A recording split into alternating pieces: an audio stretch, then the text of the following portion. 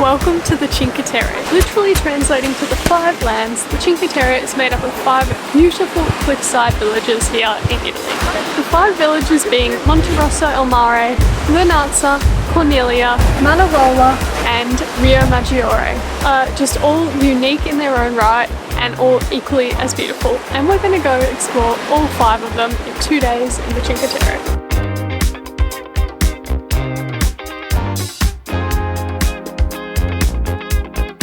Today, we're going to try and explore 2, maybe 3 out of the 5 villages in the Cinque Terre National Park.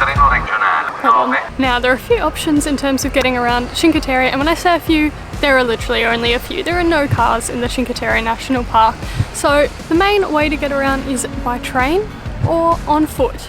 Now, there is something called the Cinque Terre card, which gives you unlimited access to the trains between Levanto and La Spezia, which are the 2 main cities that kind of sit just outside the Cinque Terre National Park. So they kind of border it, lock it all in. So unlimited trains, you get free Wi-Fi, you get to use, there are some buses, shuttle buses in the towns, which I believe is the only kind of form of car. And then you also, in peak season, need to pay if you want to use the trekking trails. So €7.50 just for a trekking pass, or €18.20 a day if you do want the trek and train pass. So today we've gone with the trek and train pass. We're going to see if it's worth it. We're going to do a mix of trekking and training, and then tomorrow we might just pay for individual trains and we're going to evaluate what we think was better value for money.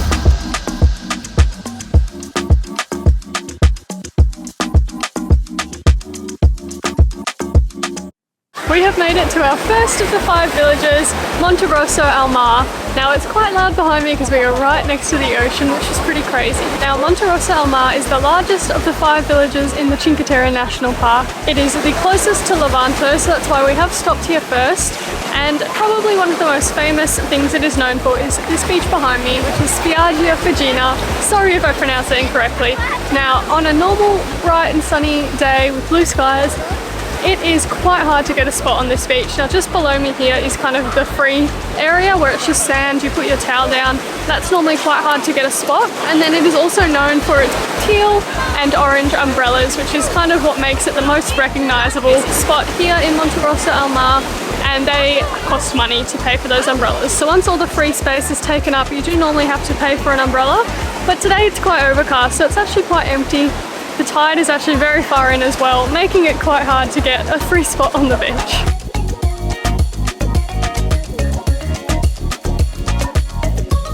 And right behind me, right up there, we can see the giant of Monterosso. This huge sculpture, bending forward as though he's holding up the terrace. I think he used to have an arm, I think he's missing a leg. He's been through a lot. He's over 100 years old if I'm not wrong, and he's pretty cool. So Monterosso is the closest town to where we're staying, which is Levanto, and it's known for its lemon trees, supplying lots of lemons and lemon-themed souvenirs, and this big beach as well. We found this tunnel. We're not sure where it leads. We're trying to find the hiking path that leads from Monterosso to the next town. We're just kind of drawn to this tunnel. Hopefully it's leading us the right way. So the mysterious tunnel led us out the other side. There is actually another beach here which seems to be a bit quieter than the main one back there. So that is another option if you're looking for somewhere a bit quieter to swim, particularly if it is a nice sunny and busy day. It's beautiful out here. There's a lot of colourful buildings. Again, another beach. Looks pretty choppy out there today, I have to say, but still very beautiful.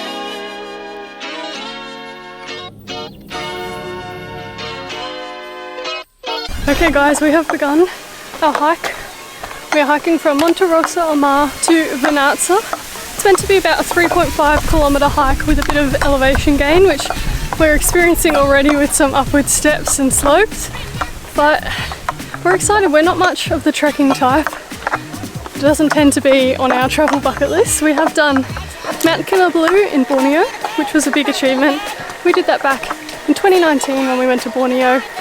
That was our first ever holiday actually that we vlogged, so it's pretty special. If you haven't seen those videos, we'll link them up here. They're very young, inexperienced, raw Russian stays. But yeah, so far it's all been uphill. Does this change? Definitely think you have to do at least one hike if you are able to. mobility wise, because that is something Cinque Terre is known for. These beautiful paths that are meant to have some pretty incredible views of the ocean along the way. You do see some really nice views on the train, but you do not see that view on the train. Yes, I'm a tomato. I don't want to jinx it, guys, but we seem to be through the worst of it. And by the worst of it, I mean the consistent uphill steps for a very long time. It's no Mount Kinabalu, but it's not your Sunday stroll either, so it is challenging. There are kind of little nooks and crannies where you can kind of step to the side and have a bit of a break, but it's hard. Guys, we can see our next destination. Guys, this is the view that we hiked for. It is absolutely incredible.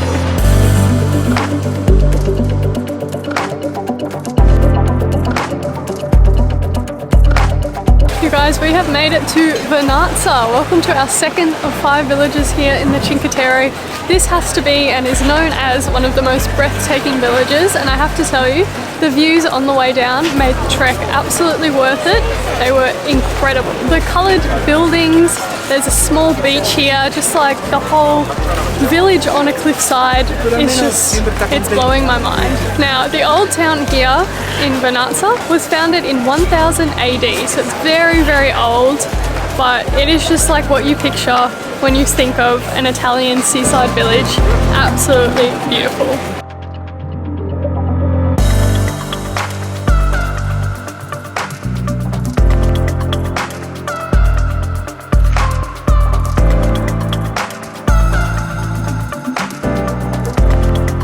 Guys, we've come up to Doria Castle here in Vernazza. It was €2 per person to come up. Some pretty nice views of Vernazza and beyond. Now, there is the actual kind of castle bit to climb up, and that is an experience and a half. If you're claustrophobic, give it a miss. It is this tiny, narrow stairwell, but there's no like system to kind of dictate when people can come down and when people can come up. So it's a bit of a navigation. You kind of look up, okay, I think we're in the clear, but by the time you get halfway up, people started coming down, and then because it's like less than a metre wide, it's pretty much just pressed up against the railing while someone like shimmies past you. So if you have a fear of heights as well, give it a think. But we made it up, got some photos, checked out the view, and now we're back down at the kind of more base bit, and we'll have a look around. And you can see Doria Castle up there behind me. I believe it was originally here used as a fort to keep the pirates out. Those damn pirates. Now today we hiked from Monterosso to Vernazza, which was absolutely beautiful, but I've read that the most beautiful trek is the one from Vernazza to Corniglia, which is the middle village. Apparently amazing ocean views and views of the villages and things like that. Now that one is 4 kilometers, so a little bit further than we did today, which was meant to be about 3.5. So we're probably going to skip it, but we're hoping to get to Corniglia tomorrow. Now, because the Cinque Terre is a national park, drones are strictly forbidden. So it is difficult, but not impossible to get those drone-like shots. If you are looking for a drone-like viewpoint or drone-like shot, what I would recommend is definitely do the trek if you can, because the first viewpoint that we came to when we reached Vernazza was an incredible viewpoint and the best one we've seen so far. And if we do have any drone-like footage in this, it's either from the viewpoint or because we have a subscription. Yeah, don't come at us like, we don't break rules, we're too afraid. And then if you can't walk or would prefer not to, because it is kind of difficult, what you can try to do is go up to the Doria Castle. That had really incredible views too. And then the last thing that I would try is walking up to where you get your trek pass checked. That offers pretty good views, not the best, but some pretty good ones nonetheless.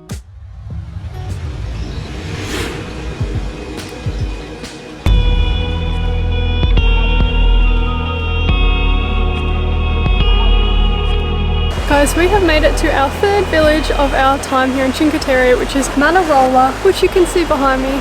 Manarola is one of the most popular villages here to visit, if not the most popular, and largely regarded as one of the most beautiful. And with views like this, it is not hard to see why. So we're very excited to go in and explore. We're here at a pretty popular photo spot in Manarola, and I was so keen to try and get some good footage and good photos. I was over here and I was working really hard, didn't realize I pressed really firmly up against this cactus, and now I've been cactused. There's cactus spikes all in my back. So says we need to go buy some tweezers. Damn you, cactus. Now, a few notes on the train systems here. So we did the Cinque Terre card yesterday, and we said today we were going to just pay per train. We've gone back on that. We went to the machines to buy our tickets, and it was going to be €5 per person per journey, which was more than we thought. We thought it was going to be €250. So we've opted again for the Cinque Terre card, which was €18-20 each. Hopefully it'll be worth it again. We do have a few train trips to do today. And one more thing to note is that the trains here are not super reliable, and they're not very frequent. So if you do need to be somewhere by a certain time, make sure you plan ahead and leave extra early, because I think every single train we've taken here has been delayed. So you definitely got to plan ahead and make sure you leave early enough.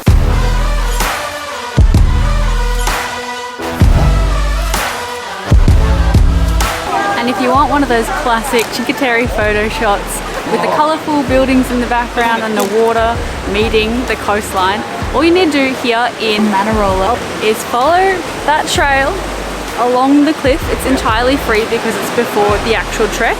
The trek isn't open now anyway. And then you'll just find heaps of really good photo spots up there along the railing. Highly recommend.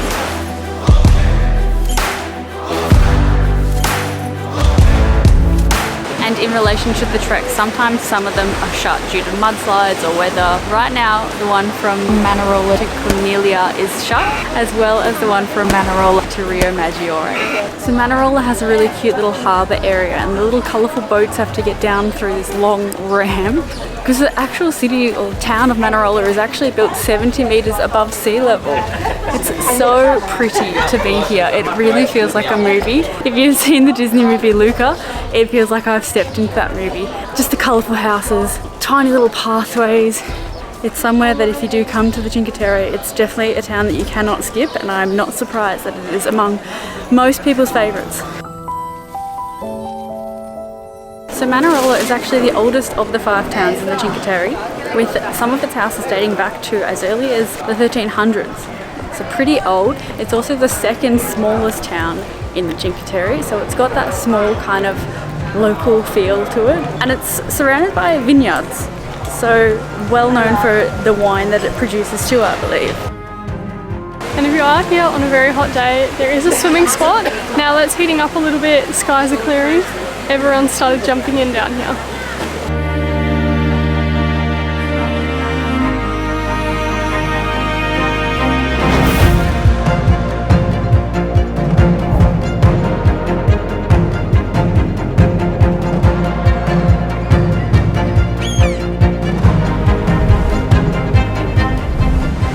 We have made it to our 4th town here in the Cinque Terre. We've come to Riomaggiore. As you can see behind me, just as pretty as any other town that we've been to so far. We've walked our way from the station down towards the marina, stumbled across a few rocky, slippery rocks, and now we're sitting here by the bay, looking back onto the town. I don't think there's a place here that you can get a better view of this town. It is absolutely incredible. Like walking into a picture, it does not feel real at all. We've got the rocks beside us in this kind of wall, man-made wall, stopping the huge waves from crashing in, so allowing people to kind of have a little bit of a dip in the water in ourselves that we didn't bring our bathers, but it's still good to be here. Absolutely stunning. It is lunchtime. We've picked up a slice of pizza each. It was €4 per slice, a bit pricey, but as expected when you are in the Cinque Terre. It's going to be our last pizza in Italy, which is really sad, so we'll dig in. Pretty good. Guys, something else that the Cinque Terre is known for is its pesto, the basil that the area produces, and then they use it to make some pesto, and they can put it on pretty much everything or in everything. I've heard of basil gelato, obviously pesto on pasta. I just had pesto on pizza, and I have to say it was really, really delicious. Highly recommend it. So Riomaggiore is the southernmost town here in the Cinque Terre, which means it's the first town you will pass through if you start off in La Spezia. And I mean, obviously it's a very beautiful town, as you can see. Some of the houses down by the marina stand at least 3 to 4 stories tall ever since they were originally built. Each one a different color to the next. Most of these houses, if not all, have 2 entrances and exits. So one at the front and one at the back. The one at the back is generally higher up, not only because of the steep kind of terrain, but also because way back when they were built, they needed an exit separate to the entrance in case there was an attack. And I'm not sure if that's from pirates or what, but I thought it was an interesting fact. Now we have one more town left to go to visit in the Cinque Terre. I'm gonna need a bit of caffeine to get me there. It's hot, I'm tired. It's after 12, so I cannot get a cafe latte because milk after 12 in Italy, no. What am I gonna get? I have gone with the tiramisu, classic tiramisu. The lady at the store said to me it's good and she legally cannot lie to me, so it has to be good. Premium. It's good tiramisu, not as good as the tiramisu that I had in Rome from Pompey, but that's meant to be the best, like some of the best tiramisu in Italy. This does the job. On to the next town. Look at this train station's view. I think it is probably the prettiest train station I've ever been to in my entire life. And that includes platform 9 3/4. We've just gotten off the train to visit the fifth and final village here in the Cinque Terre. It's a little bit different to the other ones. You don't arrive quite in the town. It's a bit of a journey. There is a bus, very overcrowded bus, or over 300 stairs. We are going to regret this, but we're going to do the stairs. But something else very cool is as you come up from the platforms at the station, you can see Manarola in the distance, which is pretty cool. That's what we're about to climb up. Guys, we made it up. Honestly, it wasn't that bad. It was so hard. Yesterday was definitely worse. Oh yeah. And the hike from down in Moody Bay in Ia, in Santorini, back up to Ia, way worse. So it was actually probably took us, what, 5-10 minutes? Yeah, actually it was really quick. The steps aren't actually that steep, so it doesn't feel like you're doing that many. To be honest, some of the churches that we've climbed, I felt harder than that. So not too bad. Definitely you like work up a little bit of a sweat and get a bit out of breath, but because it's not too long, it's pretty doable if you don't have obviously mobility issues, because it is stairs. There is not a ramp option, but there is also the bus if you do have mobility issues, which is a nice alternative.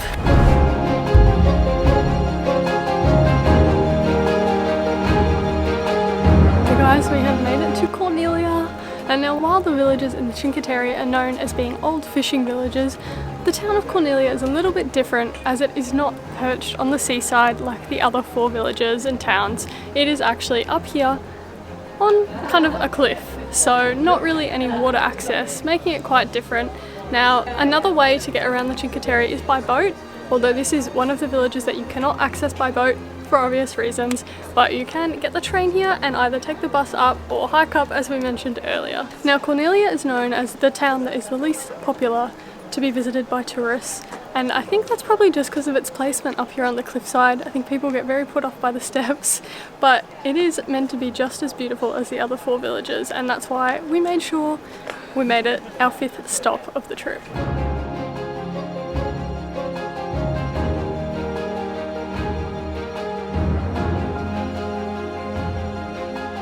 Guys, we've walked up to this lookout, which has again beautiful views of Manarola and the ocean. I have not seen the ocean. As we've been touring around the Cinque Terre, I have not seen it look as turquoise as it does from Corniglia. It is absolutely beautiful. And I was saying to Stace, looking out into the ocean, like just the horizon view, it just brings me back to our cruise, our Royal Caribbean cruise that we went on last year and had the best time ever. If you haven't seen that video, I'll put it up there.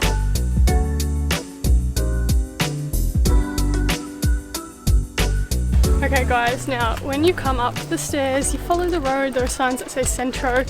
You get to the main road, which is where the bus comes along. If you just keep walking up that road, you get very good views of Corniglia, and the beauty of it just really stands out from this perspective. And I have found an invention. I don't know what the technical term is, but I'm going to call it the mountain train, because there's a seat and then there's like 2 little carriages and it goes down the mountain. That is so clever. That's how they get their stuff up here, guys. You guys probably know that we're pretty theme park obsessed, and the theme park lover in Stace just said that they should create a ride out of out of this invention. I do think that would probably ruin the vibes of the Cinque Terre though, unfortunately. I don't know. A nice little self-controlled mountain roller coaster like the one we did in Labadee in Haiti. know, just take in the views as you go down. That would earn the big bucks. Money maker. Guys, I was saying to Rosh earlier, I honestly think you could spend a day in each of these towns, especially if you had a budget to, you know, sit down and have a drink or have a nice meal at a restaurant. We've spent probably like 1 to 2 hours at each, if that, and we're literally kind of walking in, taking some photos, filming a little bit, very quick. But if you were to, you know, say swim, sit down, have a nice meal with a view, really go in and explore, easily could spend a day in each of these towns. And why wouldn't you if you could, because they are absolutely beautiful and they're also unique in their own right. I want to go to the sea, but I don't know where it is. How am I meant to know? Do you have internet? No. Oh, there's a sign. Oh, okay. It's that way. Do you think that's what that blue thing is? Well guys, 5 out of 5 done. And I have to say, not a single one disappointed. It's tricky because if you do only have one day in the Cinque Terre, it will be very difficult to do all 5. But I would really highly recommend trying to do all 5. They are so pretty and so unique in their own little quirky ways. For context, we spent 2 days in the Cinque Terre. We stayed outside the Cinque Terre, but 2 days exploring and we hit all 5. Now we are heading back to where we are staying, which is in Levanto. So Levanto is a little town that sits just outside the Cinque Terre National Park. So the Cinque Terre National Park is bookended by La Spezia, which is the town that is on kind of the Florence-Pisa side of the Cinque Terre National Park, and Levanto, which is on the other side. So La Spezia is probably the most popular place to stay if you are going to Cinque Terre and not staying in Cinque Terre, but Levanto is also another option if you are looking to save a little bit of money. Levanto is a bit smaller though, so a few less options to stay in, but it is a very beautiful town. Let's show you a little bit before we finish our time here. Now, Levanto in itself is very beautiful. It's not quite as serene as the Cinque Terre due to the cars and the roads, and it feels less like a cliffside seaside village and more like a regular Italian town, but it is absolutely beautiful. It is still right here on the water. There is a beach. I've seen a lot of people surfing, and the buildings are as colourful and as beautiful as in the Cinque Terre National Park. On our final night in Italy, we have treated ourselves to come out and sit down for dinner. Believe it or not, it's the first time we've had a sit-down meal in the 2.5 weeks that we've been in Italy. That is #budget living. So we're really treating ourselves. I've gone with the pesto pasta because, as I said earlier, pesto is very big here, meant to be very good. And Stace went with the tomato base gnocchetti. This looks and smells amazing. I am going to dig straight in. Oh, it's really hot. Just got myself a little dipping parmesan pile there. It's pretty amazing. I mean, I've loved our takeaway pastas on the go, but you know, it's a bit of a step up. That's good pesto. What a perfect way to end our time in the Cinque Terre and in Italy all up. We've had an amazing time. We loved all the towns, we loved Italy. We're onto a new country and a new city, so make sure you stick around, make sure you subscribe, like the video if you enjoyed it, and we'll see you in the next one. Bye guys!